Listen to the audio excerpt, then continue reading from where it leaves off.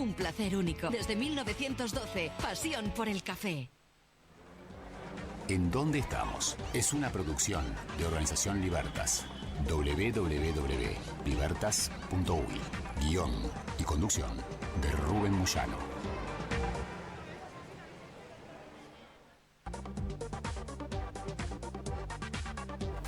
Bueno, ya está con nosotros vía telefónica el diputado César Vega, a quien agradecemos un montón la disponibilidad, la deferencia para con el programa, porque está en plena sesión, si no me equivoco, en el Parlamento, César.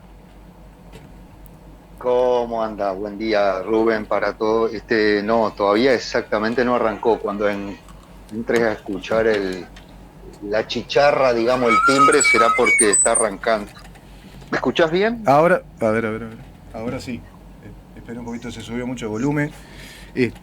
Perfecto, César. Bueno, así que lo hacemos rápido. Entonces, recién tuve un mensaje también de Sergio. Vamos a cumplir como los orientales lo sabemos hacer.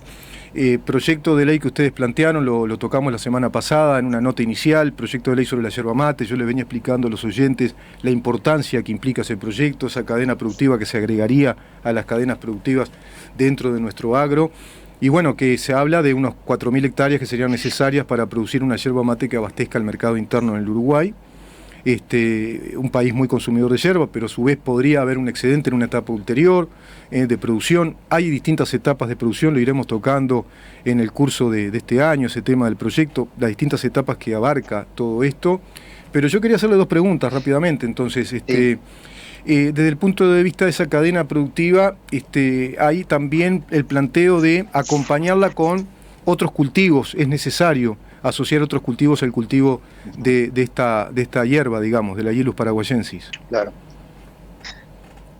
Artesanalmente, como se está haciendo ya en el Uruguay, digamos, la gente tiene que saber que ya hay pequeños emprendimientos, muy chiquititos, pero están funcionando. Uh-huh. Se está plantando con el monte indígena, es decir, tenés que memorizar, digamos, de alguna manera los lugares en donde están los árboles, uh-huh. Y luego se cosecha artesanalmente. Que yo sepa, no hay ningún emprendimiento de los del tipo... por denominarlo de otra manera, empresarial, le podríamos poner, claro, más grande, del estilo de los que se ven en el norte de la Argentina. Entonces, estos ya están acompañados por el monte indígena, uh-huh. Estos chiquitos. Uh-huh. A los otros hay que acompañarlos de un cultivo, son árboles, que le da ciertas garantías, es como la cortina que se planta en las plantaciones de frutales. Uh-huh. Sí. Para que la pera no salga rameada, que es muy delicada la pera, uh-huh. Entonces se plantan cortinas. Bueno, acá las tendrían que ser, nosotros calculamos que de lo que hay tiene que ser, lo que usan también en el norte de la Argentina, que es la Araucaria angustifolia alpino Brasil. En el Uruguay anda muy bien. Uh-huh. Eso, cualquier ciudad, después que vean la foto, hay varios tipos, la angustifolia es la más chata, no la más redonda. Cada plano de ramas, hojas, es un año, uh-huh.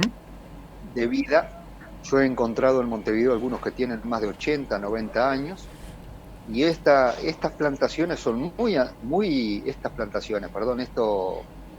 estos árboles son muy antiguos, vienen desde la época en donde había dinosaurios aquí en esta zona del planeta, uh-huh. Así que están mucho más que acostumbradas, y lo mismo que la yerba mate para el Uruguay, estarían criándose en la parte más sur, digamos, que de lo que corresponde a la especie. Claro, así claro. Que con eso más o menos te estaría contestando, uh-huh. Y ahí tenemos que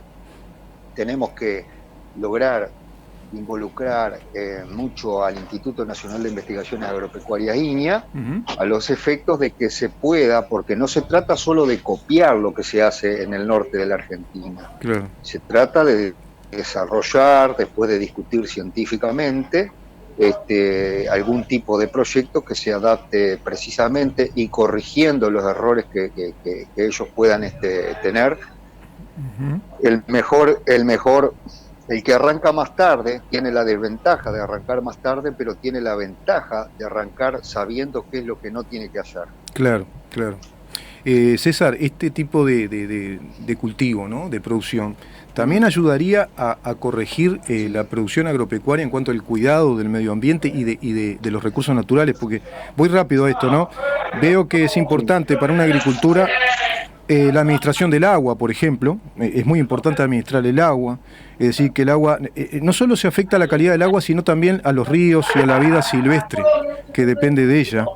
Y además, claro, el drenado de la tierra, por ejemplo, para que el agua no se pudra, los granjeros deben tratar de cultivar productos propios de la región. En este caso estaríamos hablando de eso, ¿no? Un producto que es propio de la región. Sí.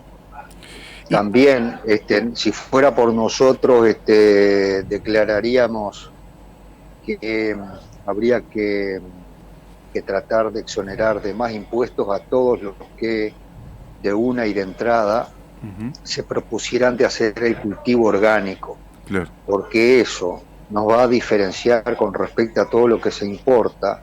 Y si un día dentro de 15 años nosotros completamos el consumo interno y nos ponemos a exportar, si es que el planeta todavía gira con nosotros arriba, porque la verdad que vamos bastante mal, Rubén, sí. permitime esa digresión, ese detallecito nomás, y entonces nos permitiría estar en condiciones, hacia ahí va el mundo, miren, en hortalizas, en fruta, en carne, lo que ustedes quieran, el mundo va hacia lo orgánico, que implica el cuidado del medio ambiente, ¿no? Exactamente, se lo ve incluso en publicidad que hoy se viraliza, que es de National Geographic, de History Channel, hacen una publicidad vinculada a UNICEF con este tema, el cuidado de la tierra, contagiar a tu vecino con tu actitud en cuanto hasta el uso del agua, cómo cultivar, aprender a cultivar las distintas semillas. La hago corta entonces, César, porque sé que estás muy ocupado hoy. Bueno, quedaría pendiente tratar el componente económico que esto tiene como un potencial económico, ¿no? Es un tema enorme, yo sé que es enorme el tema. Bueno, pero me parece que sería si interesante. Le damos la semana que viene a hablar pura y exclusivamente de la parte económica. Exacto. Por ejemplo, los envases podrían ser de cartón, papel cartoncito, digamos, y eso también ayuda, y eso sería industria nacional, no dependiente del petróleo. Ahí sonó la campana, mirá, bien. Campana, hay que entrar a clase. Los que sueltan los... Hay que entrar a clase. Bueno. Se terminó el recreo. Abrazos, chicos. Abrazo, César. Muchas gracias. Pasen bien. Igualmente. Chau. Después nos enteraremos de todo lo que está pasando también en ese plenario.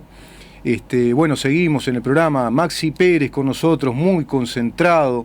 ¿Está con alguna expectativa especial para el día de hoy, Maxi? No, ninguna, ¿no? De que siga así la cosa, que no haya tanto frío hoy. Parece que no hay tanto frío, si bien hay humedad, ¿no? Es un día raro, un día entre nublado y soleado, acá en la ciudad de Montevideo. Eso se lo digo a todos aquellos que no están en Montevideo, que sé que nos escuchan de todas partes del país. Un montón de seguidores por Facebook. Mariana Peralta, quien es la editora de redes, hoy se dice la community manager, me explica que el público objetivo muy acumulado es el que tenemos en Facebook, en este programa. Es obvio por la propuesta del programa y por lo general todo periodístico en prime time de una radio con las características de CX30 va a ser un acumulado importante. Incluso la estadística mundial da que Facebook es la red más visitada, es la red más usada, y después de WhatsApp, obviamente. Es la red en la cual, migran un montón de personas, navegan un montón de personas, supera y mucho a Twitter. Ayer vi un informe sobre ese tema. Twitter más bien es una plataforma utilizada, prácticamente es masculina la utilización de Twitter, increíblemente, y muy utilizada por las clases políticas a nivel mundial. Ese es un dato también interesante. Pero les decía que, tenemos un nivel altísimo de audiencia en vivo, en directo, audiencia ahora mismo, y también muchos seguidores por Facebook, y se van sumando muchos seguidores también en Instagram y en nuestro canal YouTube, que no empezó hace tanto tiempo, y que ahí vamos subiendo todas las notas que realizamos en el programa, y vamos subiendo por separado cada columna, se edita como corresponde, un trabajo impecable de parte de Maxi Pérez con Alejandro Barreto y Mariana Peralta, quienes editan y con sus correspondientes banners o flyers y con los títulos de nota van editando cada columna por separado, así que podés ir a nuestro canal, mirá en dónde estamos y ahí vas a encontrar un montón de material sobre distintos temas y sobre la base de lo que tratamos con todos nuestros especialistas, que eso evidentemente es una marca ya registrada del programa. Si bien tiene poco tiempo, hemos dado esa marca registrada de contar con especialistas, con académicos y también con personalidades políticas que sabemos que son de connotada demostración ya ética en su función pública, y por eso tenemos los diputados que tenemos y consultamos a los políticos que consultamos también, como es el caso de nuestros panelistas estables, el diputado Conrado Rodríguez, el diputado Felipe Schipani, el diputado César Vega, que acaba de hablar con nosotros, pero también contamos con el diputado Rodrigo Goñi, que alternativamente también nos da sus aportes muy interesantes sobre temas a nivel nacional, de importancia nacional, y vamos a contar con el diputado Gustavo Subía el próximo viernes para hablar de temas que son realmente muy fuertes y que están ahora sucediendo en el país. Yo voy a ir a una pequeña pausa para entrar en este tema que tiene que ver con el concepto, si vos querés, filosófico. Siempre parto del concepto en sí para entender de qué hablamos, que es, bueno, a la libertad hay que educarla, y se la educa bien o se la educa mal. Te pueden educar para ser libre o te pueden mal educar diciéndote que te educan para ser libre. ¿Se entiende lo que digo? ¿Se logra entender? Te pueden decir o convencer de que te están educando para que te emancipes, para que te liberes, y ya ahí estamos hablando de otra cosa, te liberes de o te emancipes de. Ese es el discurso inicial, así nace en su historia el relato inicial del marxismo a través de Carlos Marx, y que venía de algún modo ya germinándose esa idea a través de Proudhon, por ejemplo, y otros pensadores en esa línea más bien de izquierda. Evidentemente es paralelo a la construcción política, filosófica, que también tiene un relato y fue hegemónico, que tiene que ver con el concepto de una democracia representativa a través de las ideas del liberalismo que primaban en aquel entonces. Estamos hablando del siglo XIX y ya parte del siglo XX. Después se empezó a hablar de un neoliberalismo, que es una suerte de movimiento que a veces no sabemos bien dónde está, porque se acusó a la llamada Escuela de Chicago, que son los economistas de la Universidad de Chicago, en la cual inclusive estudió el economista y se recibe con su magíster el economista Jorge Caumont. De pronto mañana capaz que lo tocamos al pasar, no es el tema de mañana, pero después también se habla del Círculo de Frankfurt, se habla de muchos lugares donde parece ser que hubo una especie de neoliberalismo, que en definitiva neo quiere decir nuevo, ¿no? Un liberalismo nuevo sería un liberalismo que revisa o hace ciertas críticas o matices a los planteos liberales. El liberalismo te plantea la libertad individual como paradigma, como prerrogativa, como fundamento y sustento de esa doctrina filosófica. Y esa doctrina filosófica se traslada a la teoría política y a la teoría económica. Se sustenta, te repito, en la base de organizar a la sociedad sobre el concepto primario, básico, de la libertad individual. Y así la protección de los derechos que todos conocemos hasta el día de hoy como si fueran el ABC, ¿no?, del concepto democrático. Cuando te hablan de democracia, en lo primero que pensás es que tenés derechos y que los podés ejercer, y está bien, es así. Ahora, no te dicen de dónde viene esto, de dónde proviene, cuál fue el esfuerzo de pensamiento. Corrió sangre, sudor y lágrimas por todo esto. Hubo también revoluciones, hubo pensadores que fueron hostigados, y de todas maneras siguieron con mucha valentía con este proyecto que la humanidad nunca había pensado, no había concebido. El proyecto de un gobierno que sea representativo y que sea un gobierno basado en el principio de la legalidad. Es decir, nuestra autoridad mayor es la ley y las instituciones creadas por ley. De ahí lo harto delicado que es la creación de un instituto por ley o la creación de una ley. Hoy estamos en un panorama muy delicado en cuanto a una campaña pro referéndum, que es un mecanismo que nuestra Constitución establece, consigna, inclusive autoriza y prescribe, que es el mecanismo de la democracia directa, llamada democracia directa, y el Frente Amplio, PCNT, optaron por la vía larga. Hay una vía corta y una vía larga, que es la recolección de firmas, primero la presentación del recurso a través de un porcentaje de firmas, luego hay que recolectar firmas que implican el 25% del padrón electoral, parece que se llega a ese número, tiene que ser fecha límite el 9 de julio, y a partir de ahí se empezará con una campaña política pro referéndum, desacreditando de parte de la oposición los 135 artículos que el gobierno legisló en consonancia, en acuerdo pleno con la bancada oficialista de este gobierno. Ley que es muy extensa, ley muy larga, pero que a su vez ha sido la promesa de cambio de rumbo del país. Esta ley es prácticamente el instrumento clave, es el timón del barco, si querés, es la brújula, es el GPS por el cual tiene que navegar el país para cambiar el rumbo en, bueno, prácticamente todas sus dimensiones como Estado, es decir, en la dimensión económica, en la dimensión fiscal y financiera, es decir, los recursos económicos que el Estado obtiene, si va a seguir por este mecanismo del endeudamiento que heredamos y de la desfinanciación, de las pocas reservas de dinero, de colocar dinero en el mercado y controlar un tipo de cambio que más o menos quedó estable, si va a ser un país que va a seguir con los monopolios de la producción de la energía, como pasa con ANCAP, que viene en una situación deficitaria por todo lo que ya sabemos, que ha sido el desfalco, la mala administración, la desprolijidad que termina, bueno, fundiendo a la empresa nacional por excelencia, que es la que se concibió, en nuestro país se concibió para que colaborara en un pequeño país con los productores, con los emprendedores, con los empresarios y con el usuario final, para que no tuviéramos un alto costo precisamente energético. Porque cuando sube el costo de la energía, es un disparador de todos los costos, de todos los precios. Eso está en la tapa del libro. Mañana va a ser un tema de conversación con el economista Caumont. Evidentemente que cuando sube el combustible, y bueno, después viene el efecto prácticamente directo, yo no te diría indirecto, viene un efecto inmediato que es la suba de todos los precios, porque el transporte es una actividad que se derrama en todas las actividades económicas. El transporte se derrama en todas las actividades económicas. El transporte de mercadería. Imagínate que nunca se habla de esto, ¿eh? Siempre terminamos hablando de que va a subir el transporte, el boleto, el taxi. Sí, eso sí, también, al usuario final, obvio. Va a subir, ¿eh? No te quepa duda que es un gran argumento, otra vez, para la Intendencia de Montevideo y para la mega empresa prácticamente monopólica.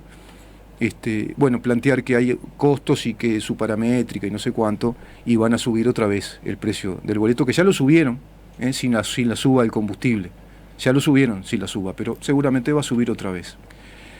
Pero va a subir, evidentemente, el precio de la mercadería que se transporta. Imagínate los proveedores que todos los días transportan mercadería a las grandes superficies de supermercados, a todos los negocios nucleados en los distintos shopping centers, a todos los negocios que están nucleados en cada barrio, en cada zona comercial. Va a subir el precio de la luz, no te quepa duda, porque mirá que mucha energía alternativa, pero en definitiva, si se apagan los motores de la central termoeléctrica de UTE, estamos complicados. Y bueno, hay que meterle combustible ahí también.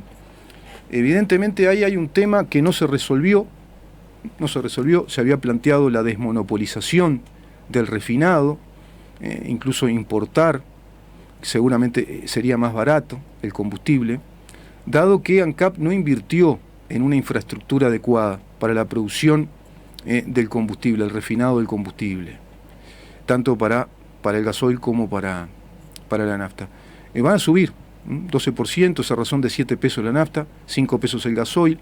Va a haber un diferencial, según la ministra, en donde no se va a aplicar ese aumento a determinados sectores de la producción, pero de todas maneras se va a derramar ese efecto. Motivo por el cual se la vuelve a interpelar. Por otro lado, el tema pandemia, el alto índice de contagios que el país va teniendo, que va registrando, las muertes por día, el promedio de muertes por día a razón del COVID-19, motiva también una interpelación al ministro de Salud Pública.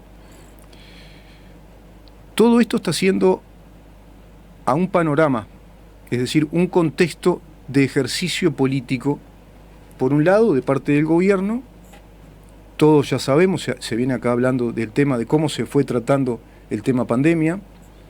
Podríamos hacer un repaso muy rápido de las medidas, las últimas medidas que el gobierno tomó. El gobierno apeló, así lo dice el presidente de la República, apeló a ese concepto que comienza a ser un concepto manoseado, manido, prostituido, de libertad responsable. Y acá venimos otra vez a la libertad.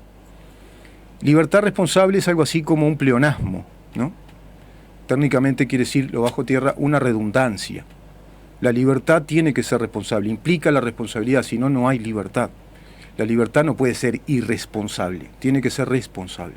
Por eso hablamos de un elenco de, en materia jurídica se habla del elenco o del doble as de los derechos y las obligaciones.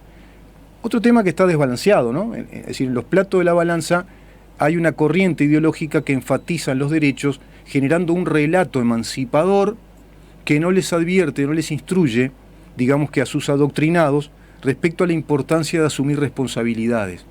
La responsabilidad de educarse, la responsabilidad de cuidarse sanitariamente, la responsabilidad de plantearse un proyecto de vida, un propósito, la responsabilidad en todos los ámbitos. La libertad abarca dimensiones. El ser humano es multidimensional. Podemos tener libertad de pensamiento, podemos tener libertad emocional, podemos tener libertad intelectual, podemos tener libertad espiritual, sumamente importante, abarcativa de todas las otras. Podemos tener, muy vinculable a la libertad espiritual, una libertad ética, la libertad de evaluar, la libertad de sopesar y de concebir ciertos valores de conducta para llevarlos a la práctica. Desde ese eje motor o ese eje cardinal, ese GPS de nuestra conducta, luego vamos desarrollando las libertades que yo considero instrumentales, la libertad, y muy importantes, no menores, la libertad intelectual, te va formando en una profesión, en un oficio, en la experiencia diaria.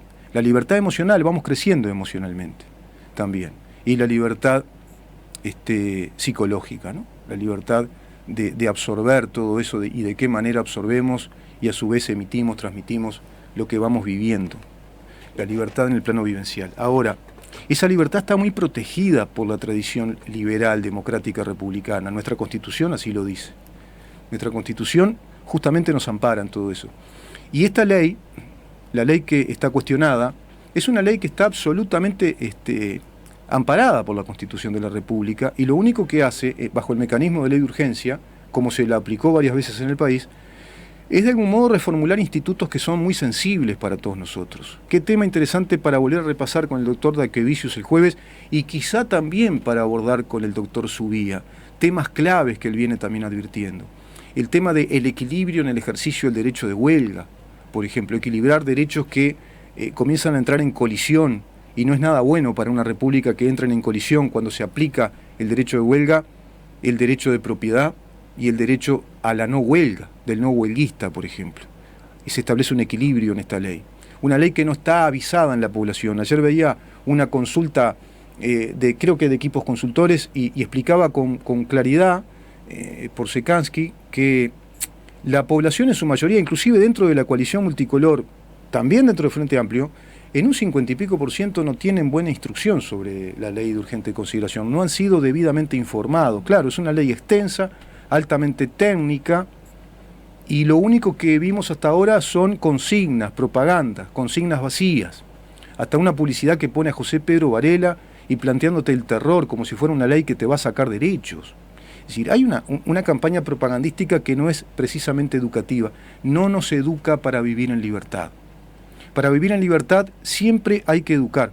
La responsabilidad es cotidiana, es cotidiana. Thomas Jefferson decía, lo he dicho varias veces, que el precio que nos cobra la libertad es cuidarla todos los días. Todos los días hay que hacer un ejercicio responsable de la libertad, y cuando estamos en discrepancia, hecho natural dentro de la democracia, discrepar, criticar ciertas posturas o posiciones o ciertas ideas sobre temas puntuales, pero siempre bajo la perspectiva de aportar con el propósito de llegar a un punto de acuerdo, de configurar una sumatoria de visiones en esa diversidad de visiones que concibe la democracia. Pero siempre hay que fundamentar la posición que uno tiene. Siempre hay que apelar a la crítica de las ideas, no de las personas. El argumento no es ad hominem o ad personam, como diría Schopenhauer, sino que es ad objectum, es al objeto al objeto en discusión.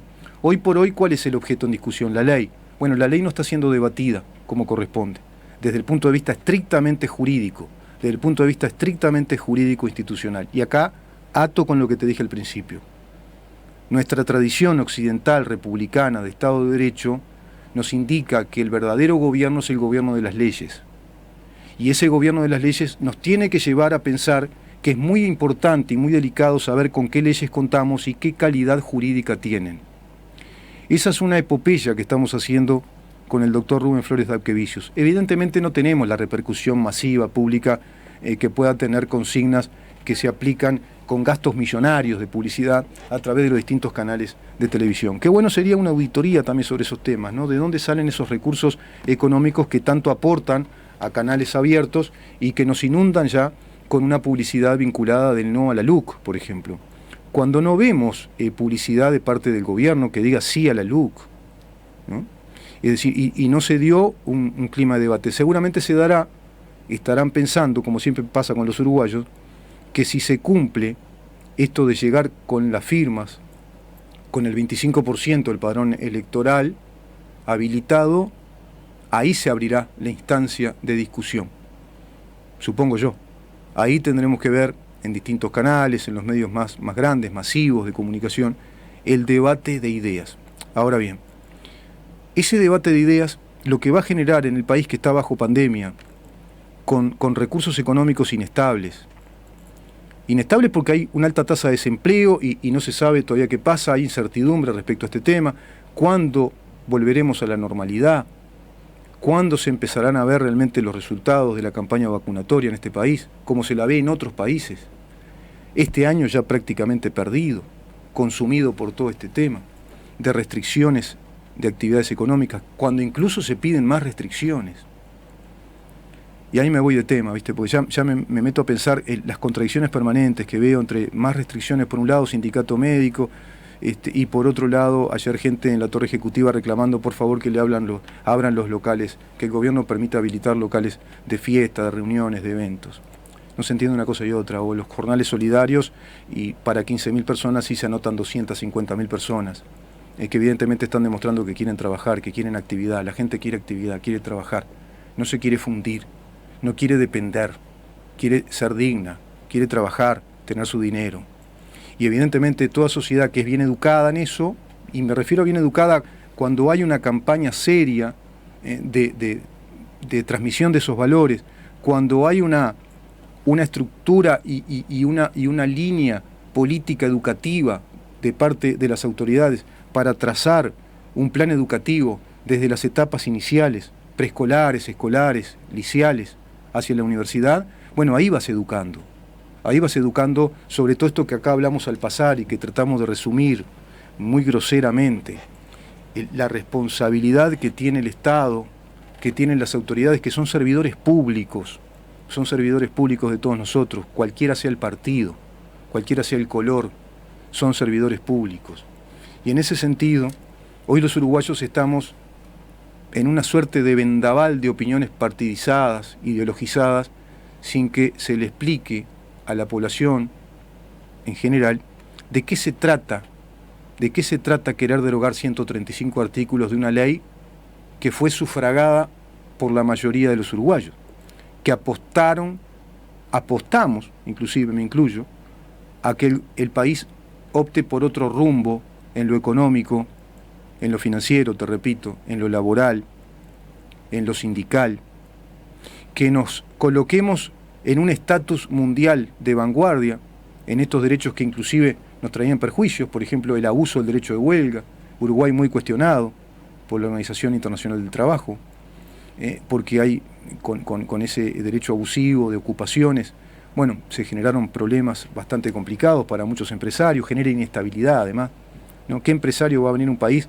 donde el poder corporativo sindical pueda hacer esas cosas? Puede ocupar empresas, puede hacer huelgas que te ocupen fábricas y que te violenten tu propiedad privada, que es en definitiva inversión y capital de riesgo invertido.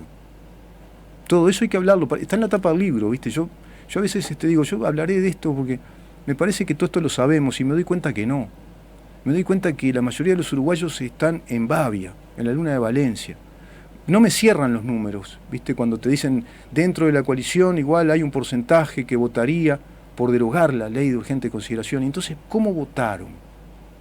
¿Qué pensaron cuando votaron por un proyecto de coalición que planteaba ir a esta ley que tiene que reformular todas esas dimensiones del Estado, que además tocan directamente nuestras dimensiones individuales de la libertad? La defensa de la propiedad, la defensa de la familia, ese sagrado inviolable que es el hogar. Libertades hasta como la portabilidad numérica, por ejemplo. Pero libertades vinculadas a la defensa nacional también. Libertades en cuanto al control fiscal y rendición de cuentas, con la disciplina fiscal, para que no se desborde el gasto del Estado y la atamos con alambre y seguimos para adelante y dotamos de recursos pidiendo deuda, como así se hizo, y tenemos un endeudamiento enorme, público del más del 100% en relación al PBI, para gastos corrientes del Estado, para darle más acá, allá y acullá a ministerios. Vinieron las auditorías, están llegando, están poniendo nerviosos a un montón de integrantes del anterior gobierno y a la fuerza política que representa esa corriente de pensamiento. Lo vamos también a intentar desarrollar, lo que implica la auditoría de Antel, la sobrevaloración de precio de esa obra del Antel Arenas, que se multiplicó por 3 respecto a un precio inicial que se dio de $40 millones, precio inicial que ya es muy alto para lo que yo veo que son los precios vinculados a este tipo de estadios de vanguardia, de última generación, acá en la región, que incluso con más capacidad para 18.000 personas, 16.000 personas, por ejemplo, en Buenos Aires costaron $26 millones. Se calcula que más o menos te pueden costar entre 26 y 28 millones de dólares un estadio. Se había hablado, ¿se acuerdan? De un estadio para 20.000 personas, después se habló de un proyecto creo que de 16, si no recuerdo mal, y se terminó con un proyecto de 10.000 personas, pero que en definitiva vale como si fuera un proyecto de un estadio de 30.000, ¿no? 40 millones, pero no fueron al final los 40 millones. Hoy la auditoría arroja que son 119 millones, casi 120 millones de dólares que costó. Y no hay, según lo que se va recabando en esta auditoría, que es externa, que es técnica, que la realiza creo que el doctor Del Piazzo, es una auditoría externa que va dando cuentas de que no se registra en ese plan de inversión y de obra, por ejemplo, la previsión de gastos, que tiene que estar en un plan de obra pública, la previsión de rentabilidades y amortizaciones de esos gastos, tampoco. No está todo eso. A su vez se descubre que ANCAP, todos los servicios que brinda, el 80% son tercerizados y a través de contratos por la vía directa, es decir, no por el mecanismo general que tenemos establecido en el Código Civil y las leyes que lo interpretan, que es el mecanismo de la licitación pública, es decir, tienen que competir en el sistema de la libre concurrencia o competencia, tienen que, mostrar sus beneficios, sus cualidades, servicios y costos. Y el Estado, que somos todos nosotros, según autoridades responsables, tiene que optar por el mejor servicio al mejor costo. Eso es el mecanismo de la licitación. Compiten varias empresas que se presentan a esa licitación por la cual el Estado llama a hacer inversiones. Bueno, ese mecanismo prácticamente no fue usado por el Frente Amplio y acá queda bien claro en este ejemplo que casi parece una especie de estudio de campo de este tema de la mala utilización de los recursos públicos que es Antel. Hay implicancias penales, hay más gastos además, hay un montón de gastos.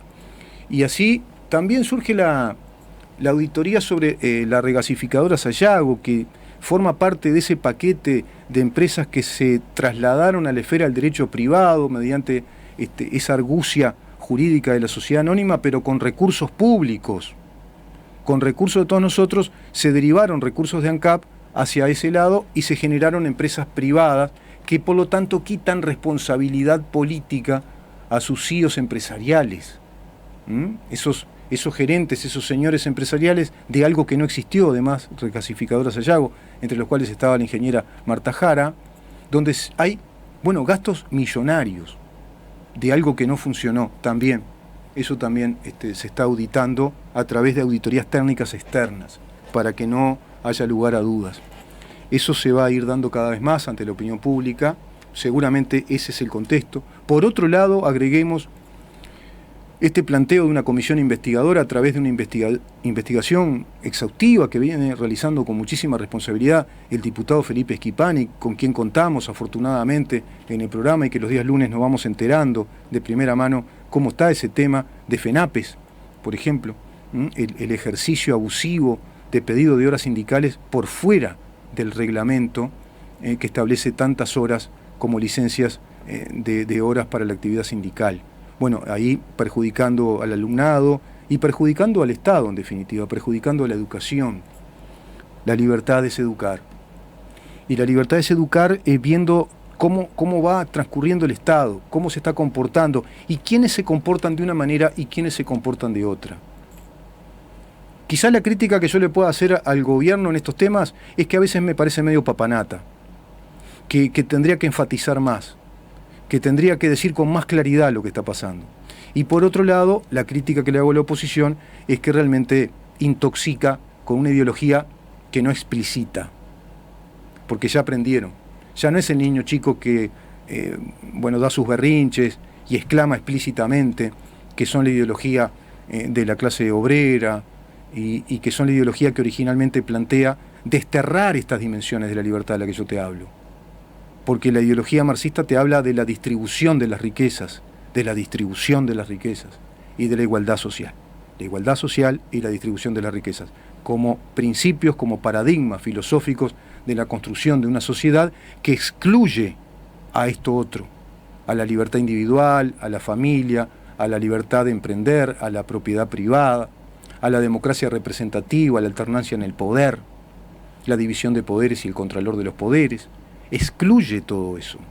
Se disfraza, juega en el juego democrático, pero está escrito por Marx, no te estoy inventando nada. Y eso perdura hasta el día de hoy, pero claro, con sus cambios, a través de los cambios que ha tenido en la historia, la aplicación fallida de esta ideología, en lo económico, en lo político, porque termina planteándote un Estado de partido único que excluye la democracia representativa, que excluye la libertad de emprender, que excluye las dimensiones de tus libertades individuales, que excluye la propiedad privada, porque te va a plantear una economía planificada para precisamente hacer una sociedad igualitaria, una sociedad de distribución de las riquezas planificadas por el Estado. Traducido, bajado a tierra, ¿qué es el Estado? Un grupo de personas que sustentan el poder, y ese poder se cierra en sí mismo, como así lo muestra la historia. Ya eso no te lo dicen, obviamente.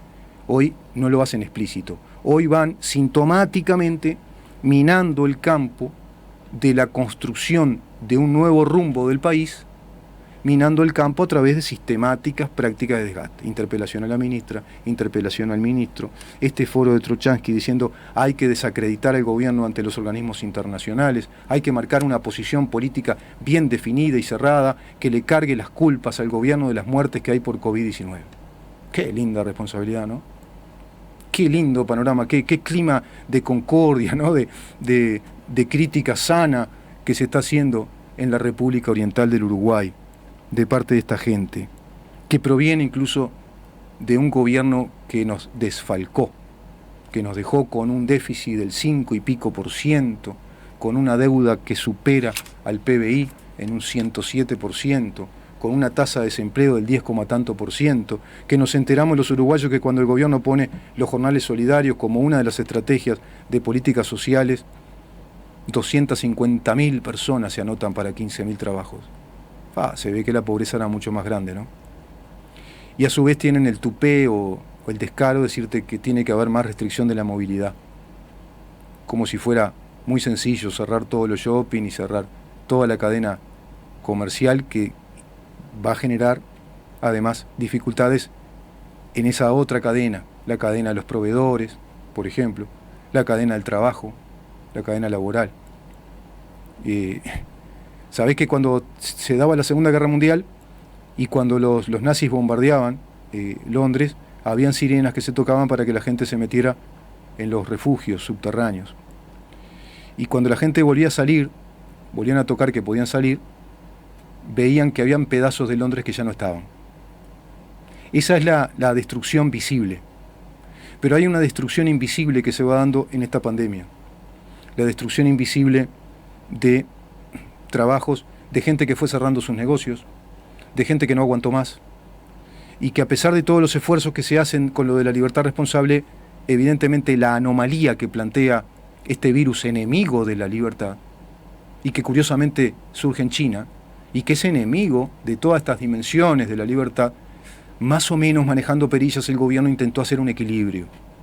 Y sin embargo, tenés esta gente que enfatiza desde el Sindicato Médico del Uruguay y también desde las bancadas del Frente Amplio, que hay que ir a más restricciones de la movilidad. Criminalmente plantean eso, y a su vez le otorgan la criminalidad de las muertes al gobierno. ¿Qué tema para debatir, no? Es un tema interesante porque ahí estamos debatiendo realmente el corazón, el núcleo de la libertad. ¿Qué entendemos por libertad? ¿Qué entendemos por práctica responsable, por la ética política? Si bien hay un código de ética política. ¿Qué entendemos por ética política? ¿En el marco de la democracia republicana o desde la lógica revolucionaria, que no se explicita? Desde la lógica revolucionaria que está pautada por el Foro de San Pablo, como el propio diputado Olmos así lo denuncia. No me da el tiempo hoy, yo quería leer lo que él dice, que es muy interesante, pero voy a ver si mañana no vamos a poder por las columnas muy específicas, pero el jueves voy a volver con este tema y leer directamente lo que dice el diputado del Frente Amplio respecto a cómo se están cumpliendo todas las pautas que el Foro de San Pablo ahora hace poquito dijo que hay que realizar en América Latina y concretamente en Uruguay, apoyando precisamente la campaña pro referéndum, desacreditando la ley de urgente consideración, apoyar a las intersociales feministas, a FUCBAN, a la FEU, al PIT-CNT y al Frente Amplio. Eso dice el Foro de San Pablo. Y por supuesto esta campaña de descrédito, que la vemos por todos lados, y que eso lo único que hace es desestabilizar, desgastar. No hay una propuesta propositiva como oposición. No hay una propuesta de un proyecto de ley de integrar una cadena productiva en el país, de realización de negocios, nada, Todo es la denostación, la descalificación, permanente descalificación y otorgarle las culpas, trasladar culpas a los otros. Seguimos mañana, si te parece, Maxi. Mañana, miércoles, venimos con dos columnas muy importantes. Una en economía con el economista Jorge Caumont y otra vinculada a lo agropecuario y ya lo medioambiental en el mes del medio ambiente con el Instituto Nacional de Investigación Agropecuaria. Así que mañana a partir de las 10 tenemos que saber en dónde estamos.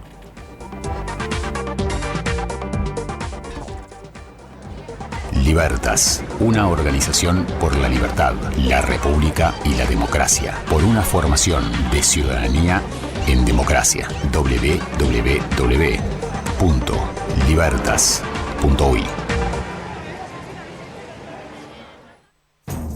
Radio Nacional, 11:30 AM. Primeros en escucharte.